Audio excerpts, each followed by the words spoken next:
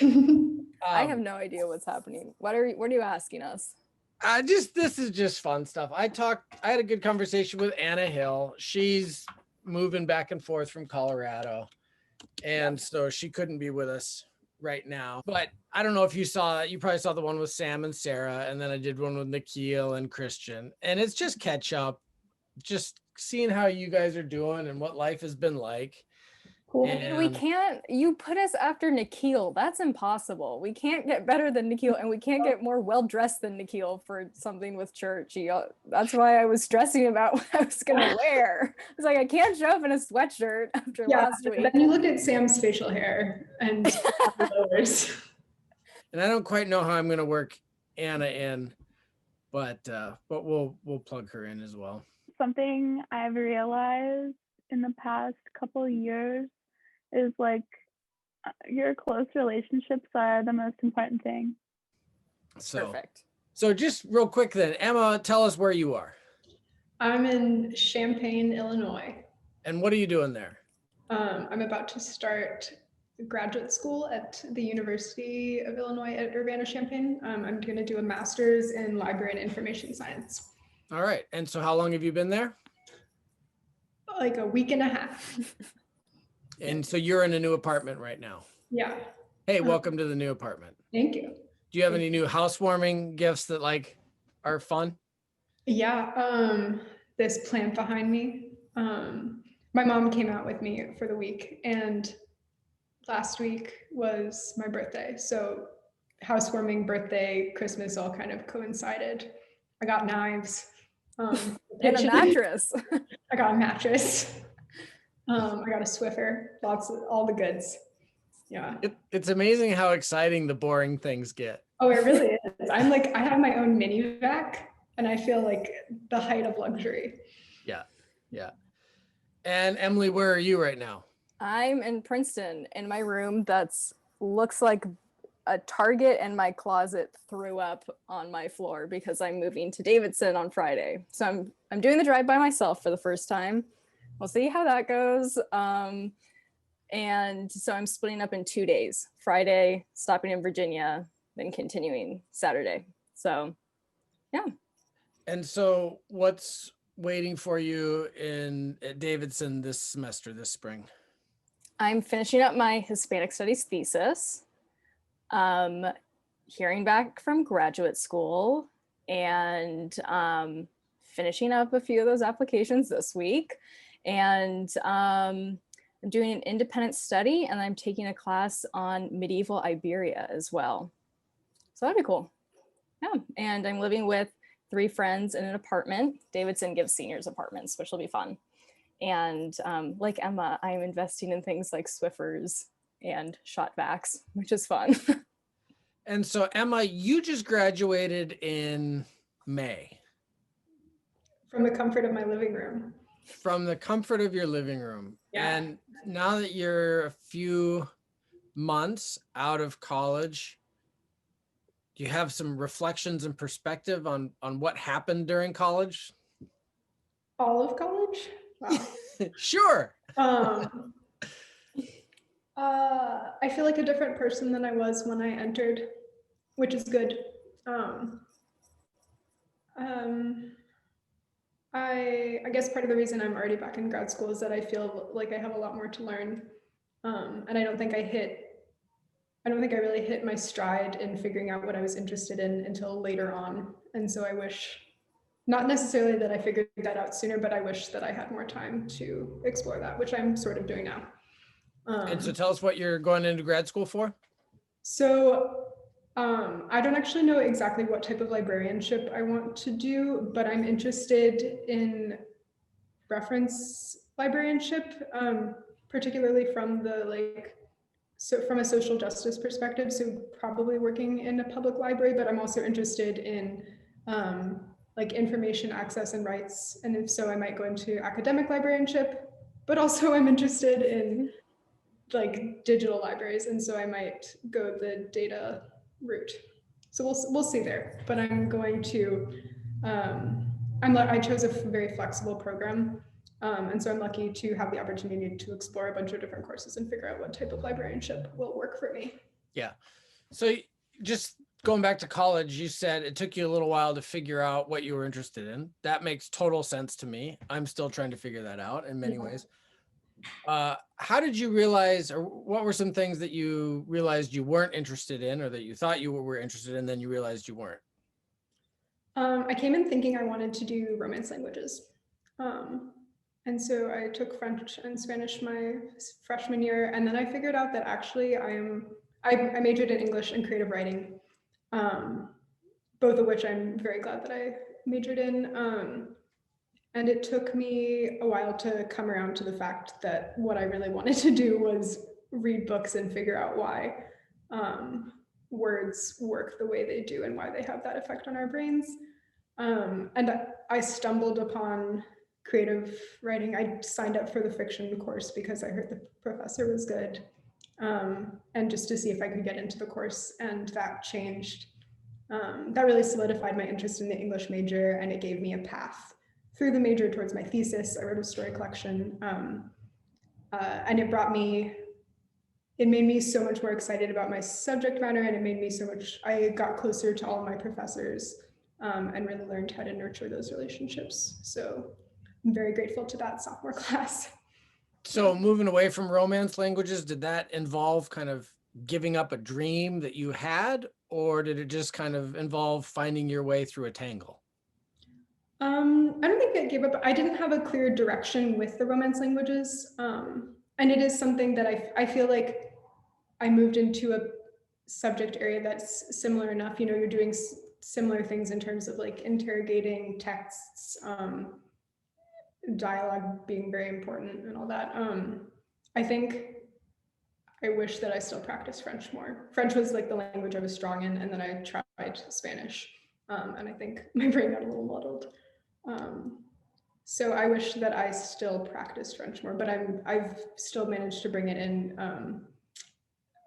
I took some film studies courses too, and have engaged with a lot of French film in my studies and in my free time. So not totally abandoned, but I think I found a path that was more suited for me. So, and Emily, what's drawn you to a Spanish major?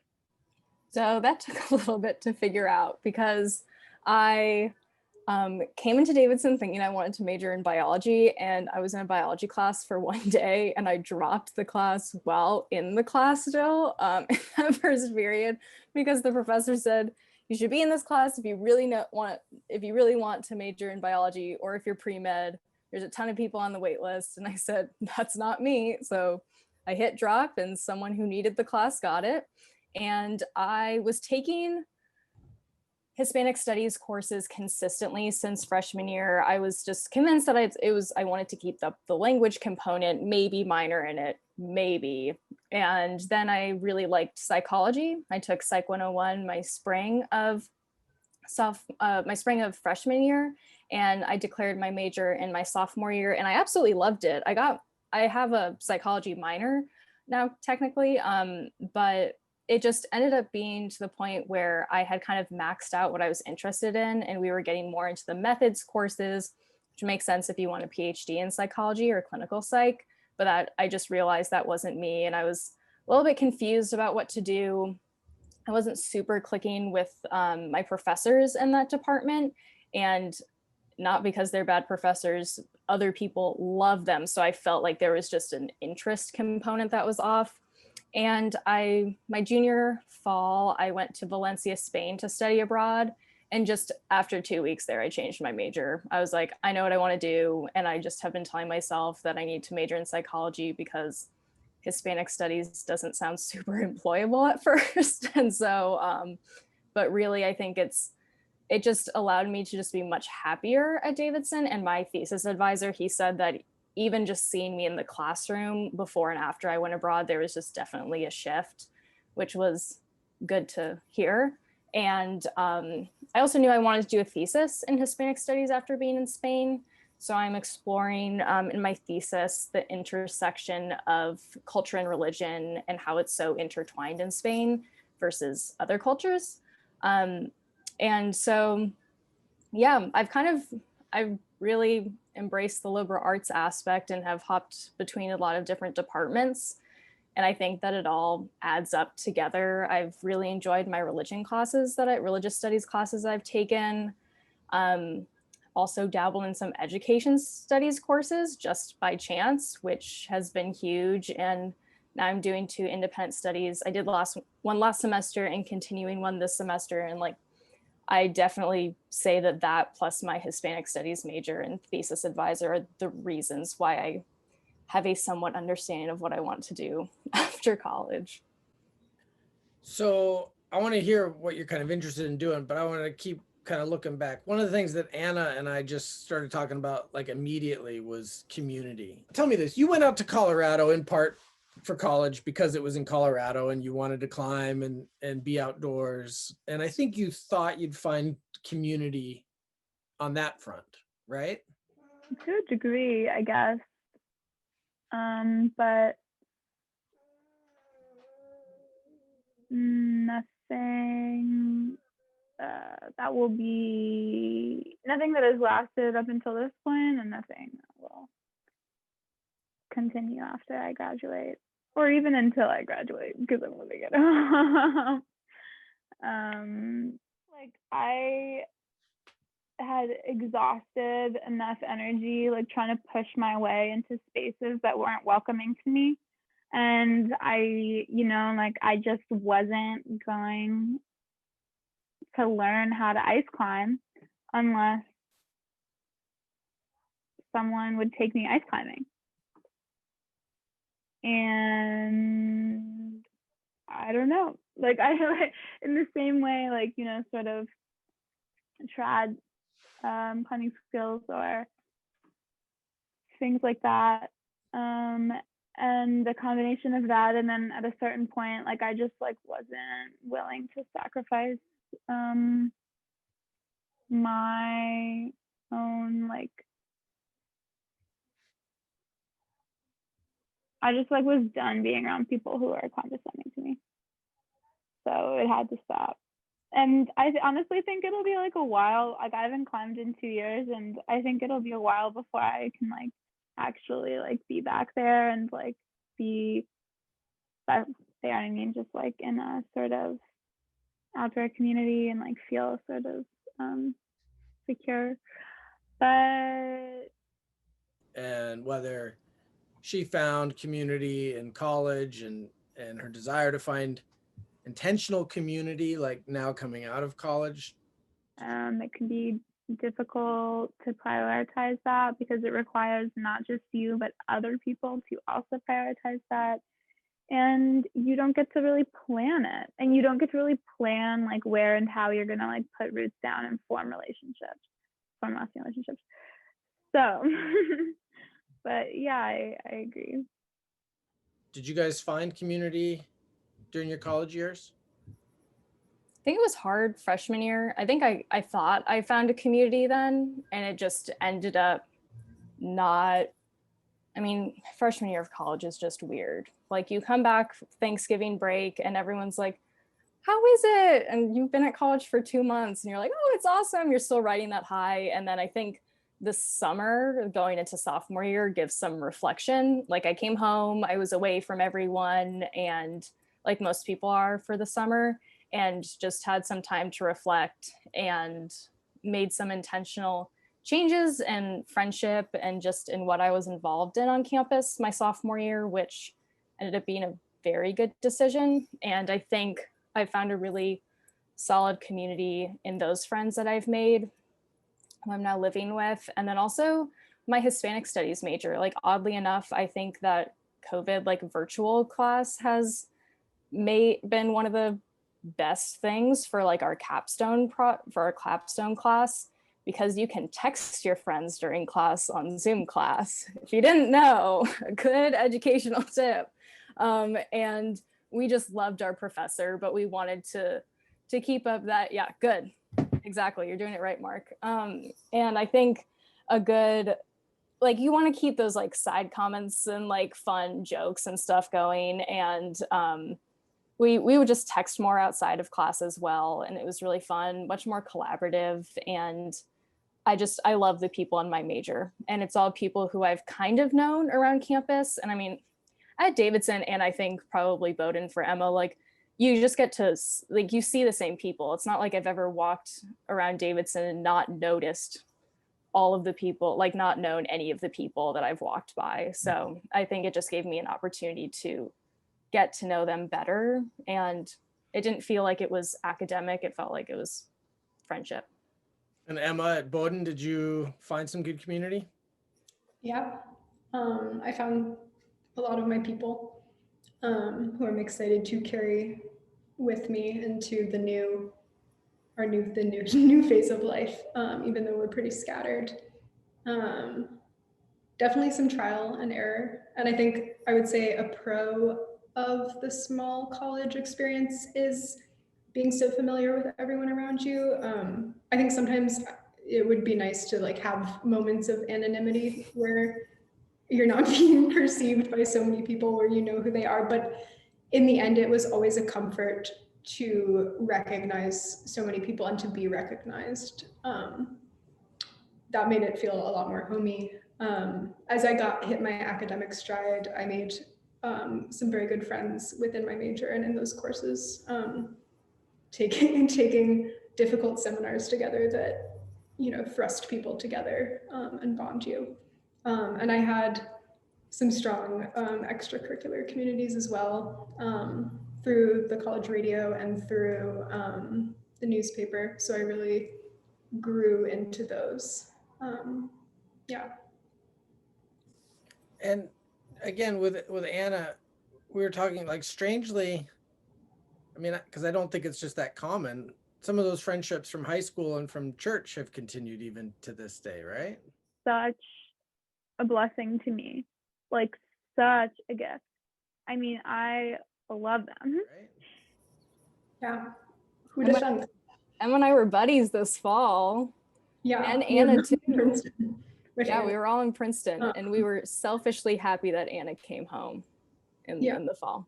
We were sad that she couldn't be there, but we were happy that she got to be with us. So it's been very grounding to be able to come home on breaks, and then to be home this fall with people you've known your whole lives. But it's also been extremely rewarding to actually strengthen our relationships. You know, we've been friends since childhood, but to really get to know each other as who we've become, not just like always nostalgically looking back. I do think it's not where you are, but it's who you're with. I think so too. I think that's like the biggest thing, and which is also what's making my tentative graduation plans searches so difficult.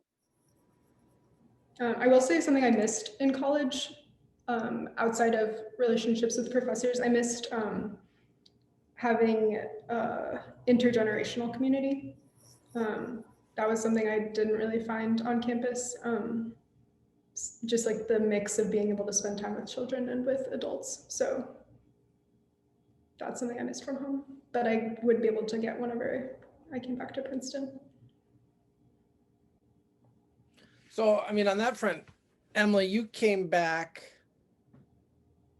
and my mind is kind of blurry with time these days, but I think we talked this summer. Well, no, it was this past spring. We talked this past spring. Yes. And so you wanted to get involved with some of the stuff going on at Nassau and with middle school kids. Yeah, and I love it. It's so much fun. And I think, like Emma said, like that was I think I really missed finding a solid church community at Davidson. And that's not to say that there are great options around. Like we have a Presbyterian church on campus that's a 3-minute walking distance from my dorm. But I think that, and I have found like some people who have been like mentor figures and also some grandma and grandpa figures there, which has been really nice. But it's a very different structure of a church. They have a lot of different types of services, like a traditional service and a contemporary service. And I like the traditional one because that's what reminds me of Nassau. But the age, I think I bring down the mean age pretty considerably in those. Um, Just not a lot of people go to church anymore. At least in the terms of people I interact with outside of Nassau. and so it just like there's not really the opportunity to connect with the community as much, especially when it feels like you have such a finite amount of time. And how do you compare that to a church where you were baptized and have your best friends from there? And so I think part of what I really missed was that community, like Emma was saying, like the intergenerational aspect of being able to connect with kids and through them like get to know parents and just have things like VBS and such. And so I think the working with the middle schoolers and with Kelsey Lambright has been super fun, helping to lead the weekly small groups. And it's fun to see Adeline every single week. She's the best. And yeah, it's just it like fills your cup in a different way that I don't think other interactions can as much. Well, it's been fun to have you, and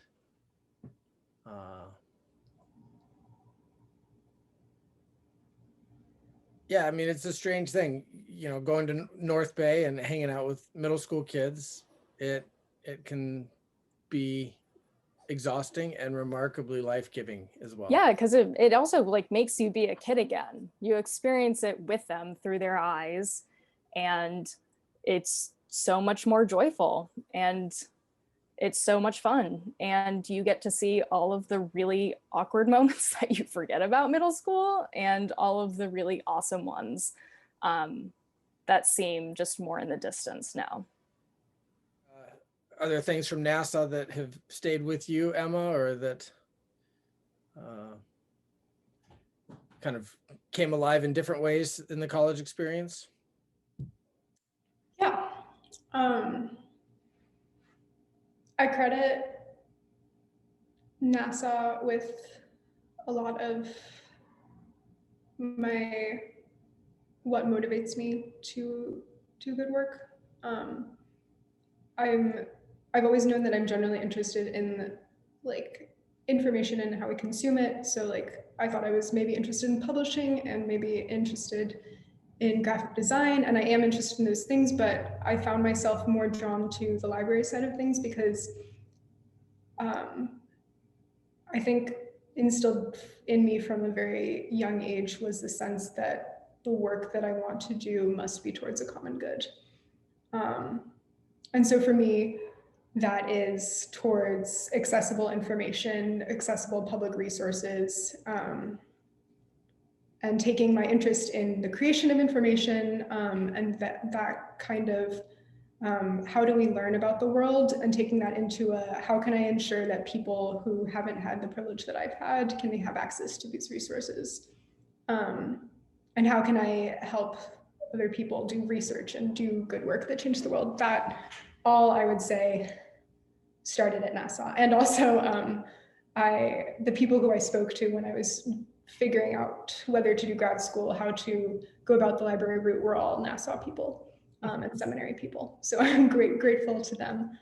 I would also say that what I learned from Nassau, and also I think just growing up in the circles around the seminary and the church, would be the strength of a covenant community, or a community, right, where people are making a promise to each other and upholding that promise and being very intentional about the relationships that they're building.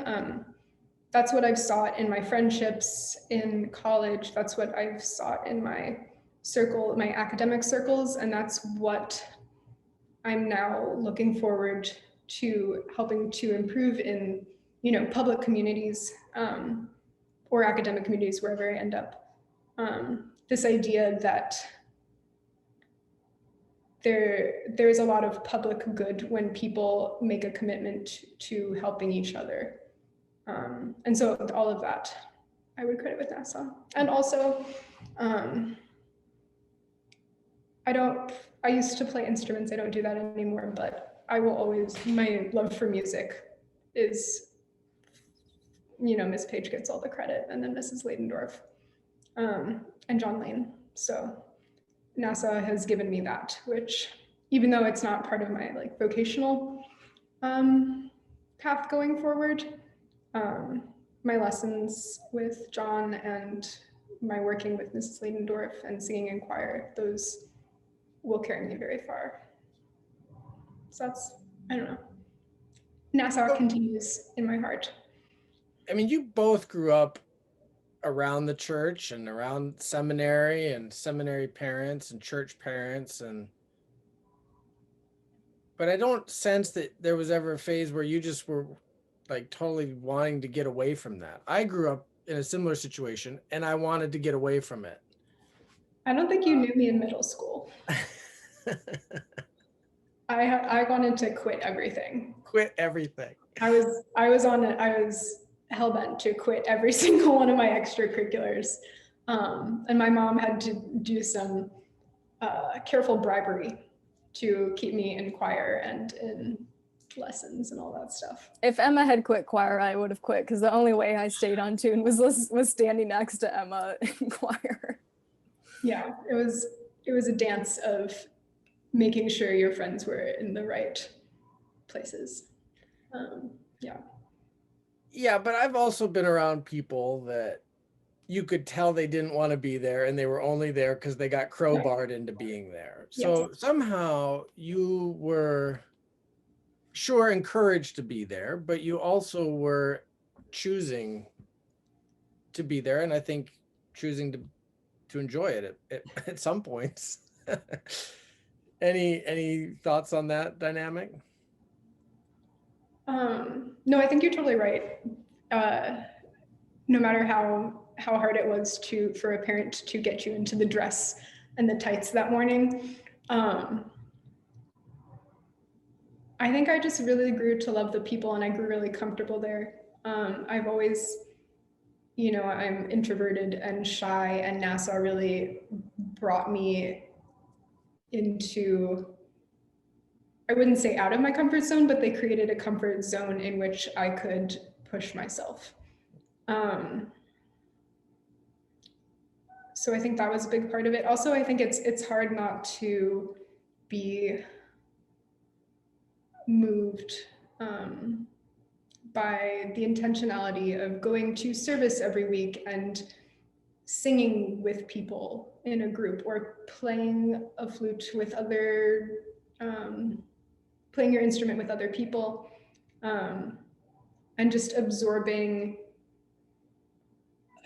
sermons and how other people are trying to, I think, listening to other people try to work through the world and how they understand it, even if you don't know that you're absorbing it as a kid, goes a long way. Even if you're sitting in the pews and Emily Rounds is whispering to you and you're trying to use the coloring boards. The coloring boards, those are the best. The best thing.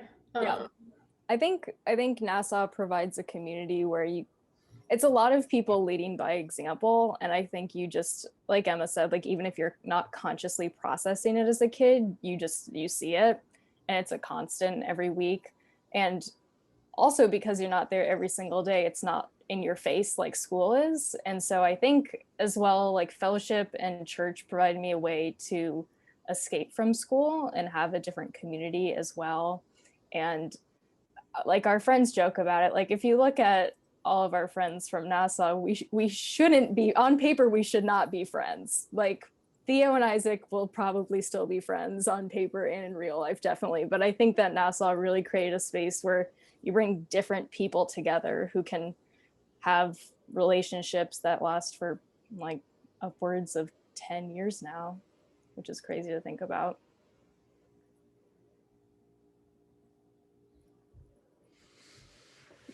Well, I remain honored that you guys were willing to show up.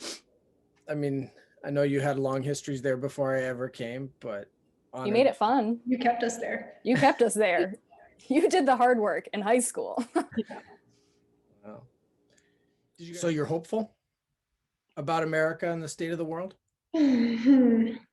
It depends on the day and the hour you ask me, but yes, today I'm very much hopeful. I would say there's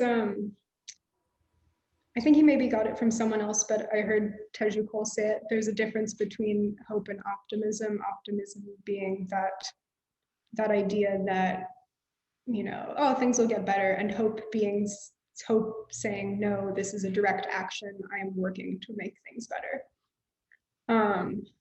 And I think a lot of people are being optimistic right now, and we need more people to be hopeful and more direct in their action. One of the questions that I've asked some of the other folks and that I asked Anna was just about the values of the different communities that you have been in. Really fascinated by like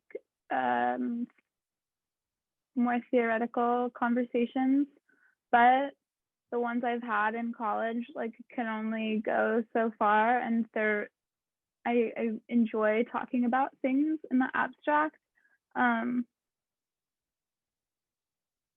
Like that is a source of joy for me, but it's not everything. And I feel like I had this moment earlier in or fall semester where we were talking about like prisons and Foucault and Angela Davis, and it just like hit. I feel like in the middle of class, like I just woke up and I was like, oh my gosh, we are so far removed from what we're talking about here. And have you been in realms or seen new values that you've had your eyes open to that you I don't know, want to move forward in life with?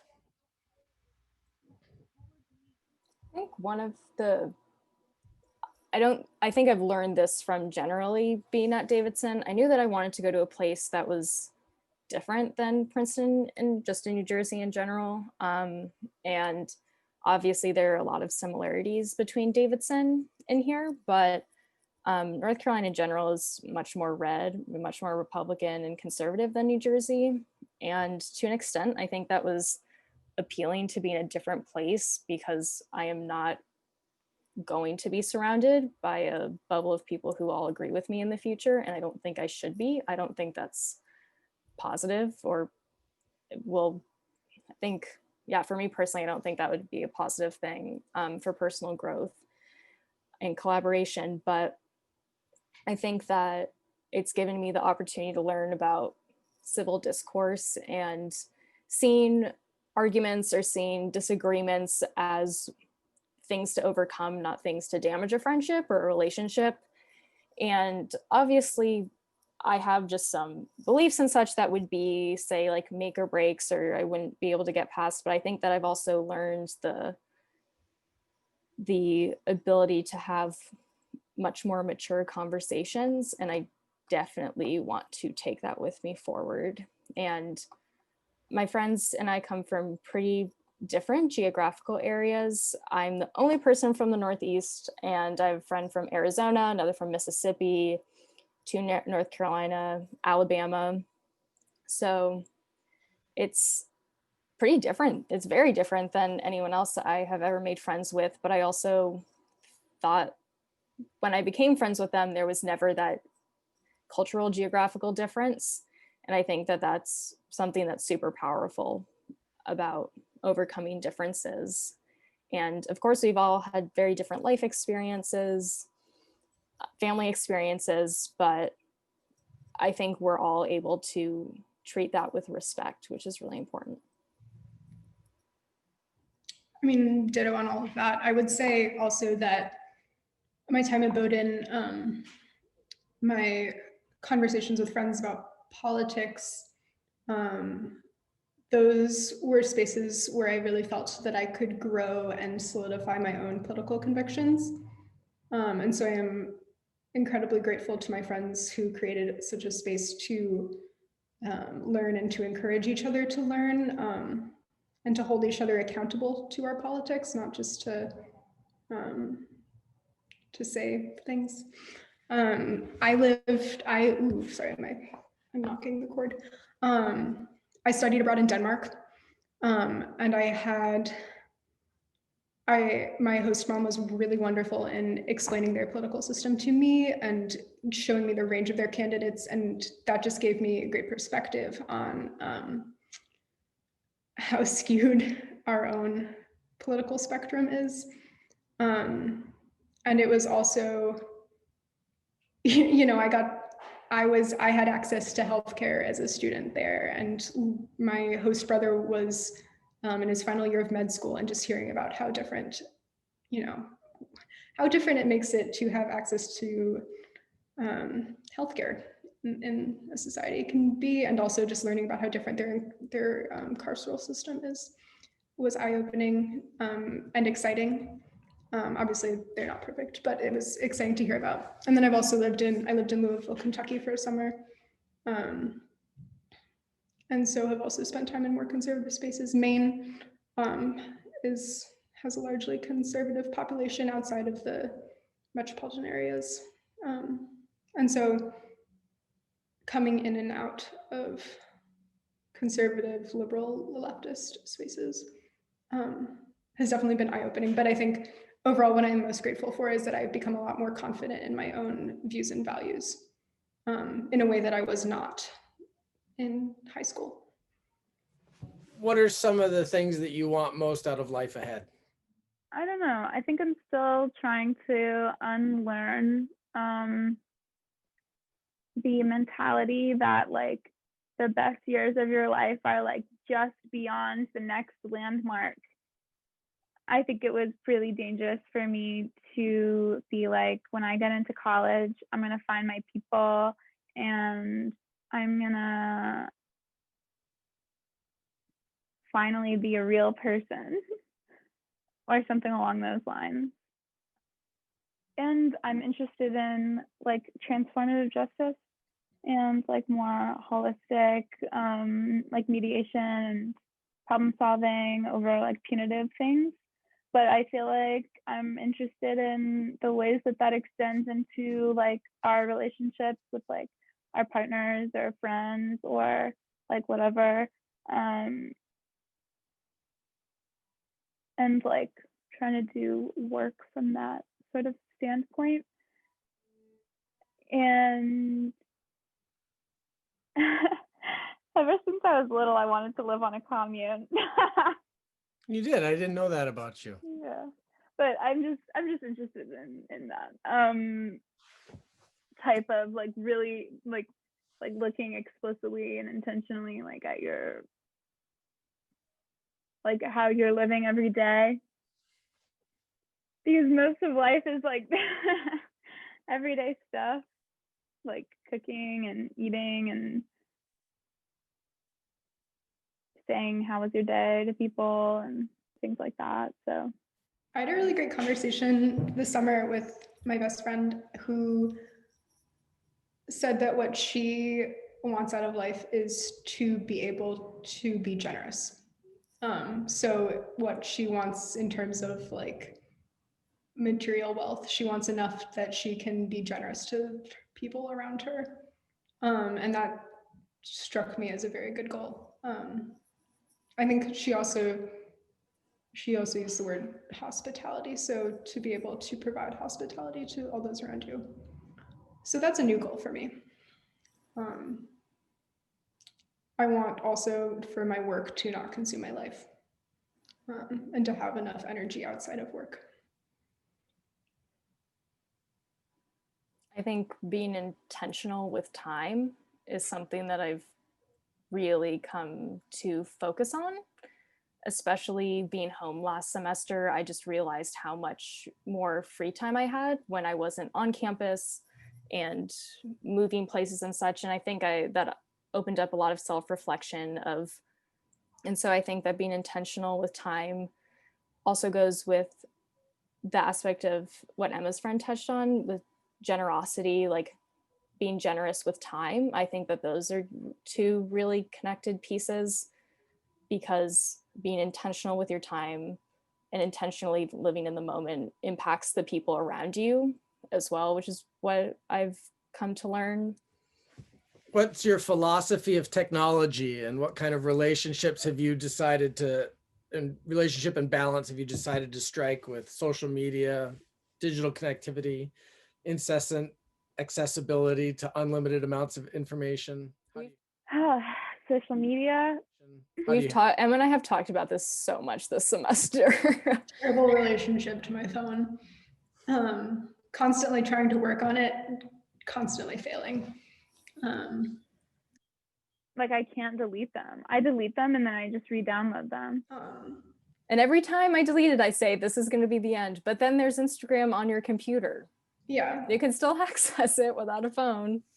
No, it's brutal. And it's hard because it's, you know, there are ways where it does connect, but it also is so bad for your brain and just like the need to scroll. What can I show you that'll make you want to look longer? How long can you scroll before realizing the perfect post doesn't exist and like you'll never reach the scrolling point where you're like, okay, got there. I don't know. I think that the thing that I've struggled with most is the aimless scrolling to the point when I actually want to use my phone to connect at the end of the day to FaceTime or to text with a friend. I'm exhausted doing that. So I get frustrated at myself that I haven't used my time well and haven't saved my energy for technology to actually use it for something that's really beneficial when I used up that energy just aimlessly scrolling and I regretted it immediately. Yeah. School and work on the computer. So bad. What about you, Mark? I've tried to resist it as long as I could. So I still, you know, I'm not on Twitter. I'm not on Instagram. So Mark, you have like totally the right idea. So Mark, you have like totally the right idea. You have like totally the right idea. Just thanks, you guys. This will be hard to edit because everything you said was super valuable. total gold. It's all gold. So you better make us sound good. Yeah. Not hard. Well, let me pray for the three of you if I can. Lord, thanks for Anna and Emma and Emily and their friendship and the relationships that were fostered long ago at Nassau and the way that they have continued. And we ask your blessing on each of them as they move towards graduation and starting grad school and another graduation. And we thank you for their hopes and desires for the future and ask that they would find good places to foster community and to further the common good and to be leaders who lead with hope. And so we ask your blessing on them in Christ's name. Amen. Amen. All righty. Thanks so much. Good night, everyone. Good night. Thanks, Mark. Bye. Talk to you soon. Bye-bye. Bye.